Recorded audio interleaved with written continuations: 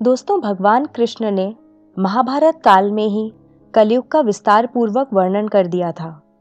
कलयुग में लोग कैसे होंगे, जीवन कैसे व्यतीत होगा, लोगों का व्यवहार एक दूसरे के प्रति कैसा होगा, यह सब उस काल में ही बताया जा चुका था।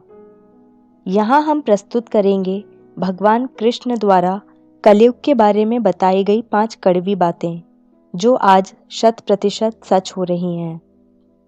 महाभारत काल में पांचों पांडवों के मन में कलयुग के बारे में जानने की जिज्ञासा थी। उन्होंने एक बार भगवान कृष्ण से पूछा कि कलयुग में मनुष्य कैसा होगा, लोगों के विचार कैसे होंगे और मोक्ष प्राप्ति कैसे होगी।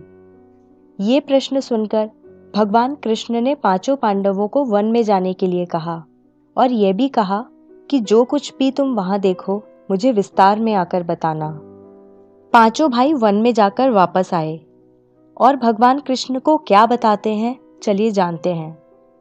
युधिष्ठिर महाराज ने एक 2 सूंड वाले हाथी को देखा और वो बहुत आश्चर्यचकित हो गए।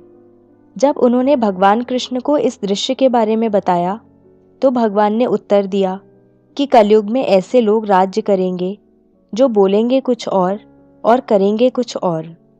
ये लोग दोनों ओर से शोषण करेंगे। भीम ने देखा एक गाय को जो अपने बच्चे को इतना चाट रही थी कि बच्चे का रक्त निकल आया। भीम यह देखकर दंग रह गए और भगवान कृष्ण से इसका अर्थ पूछा। कृष्ण ने बताया कि कलयुग का मनुष्य अपने बच्चों से इतना आसक्त होगा कि ऐसी ममता के कारण बच्चों का विकास ही रुक जाएगा। यदि किसी का पुत्र साधु बना तो सब उसके दर्शन करेंगे, परंतु यदि स्वयं का पुत्र साधु बना तो दुखी हो जाएंगे, रोएंगे कि मेरा पुत्र किस राह पर जा रहा है, इसका क्या होगा। कलयुग में लोग बच्चों को मोह माया और परिवार में ही बांध कर रखेंगे और उसका जीवन वहीं नष्ट हो जाएगा।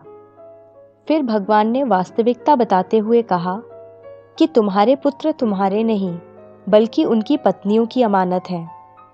पुत्रियां उनके पतियों की अमानत हैं। यह शरीर मृत्यु की अमानत है और आत्मा परमात्मा की अमानत है। अर्जुन ने देखा एक पक्षी जिसके पंख पर वेद की ऋचाई लिखी हुई थी, परंतु वो एक मनुष्य का मांस खा रहा था। यह देखकर अर्जुन हैरान हो गए। इस पर भगवान ने बताया कि कलयुग में ऐसे लोग होंगे जिन्हें विद्वान कहा जाएगा, किंतु उनकी मंशा यही होगी कि किसकी जल्दी मृत्यु हो और उसकी संपत्ति को अपना लिया जाए। व्यक्ति का औधा चाहे कितना भी बड़ा होगा, परंतु उसकी दृष्टि दूसरों की संपत्ति पर ही रहेगी। ऐसे लोग बहुत होंगे जो दूसरे के धन को छीनने को आतुर होंगे।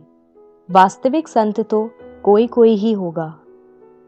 नकुल ने देखा कि एक भारी चट्टान पर्वत से गिरी और बड़े से बड़े वृक्ष भी उसे नहीं रोक पाए, परंतु एक छोटे से पौधे से टकराकर वह चट्टान वहीं रुक गई। इसका अर्थ बताते हुए कृष्ण ने कहा कि कलयुग में मनुष्य की बुद्धि क्षीण होगी, उसका जीवन पतन होगा और इस पतन को धन या सत्ता के वृक्ष रोकने में सक्षम नहीं होंगे, किंतु हरिनाम रूपी एक छोटे से पौधे से मनुष्य का जीवन पतित होने से रुक जाएगा। हरि कीर्तन से मनुष्य की बुद्धि प्रबल होगी। सहदेव ने वन में अनेकों कुएं देखे, जिनमें से केवल बीच का कुआं खाली था, जो कि सबसे गहरा था। कृष्ण ने इसका अर्थ बताया कि कलयुग में धनी व्यक्ति अपने शौक के लिए पुत्री विवाह में, उत्सवों में, बहुतायत में धन खर्च करेंगे, परंतु यदि किसी भूखे को देखेंगे तो उसकी सहायता करने में किसी को कोई रुचि नहीं होगी। इंद्रियों की संतुष्टि, मदिरापान, मांस भक्षण और व्यसन में धन खर्च किया जाएगा।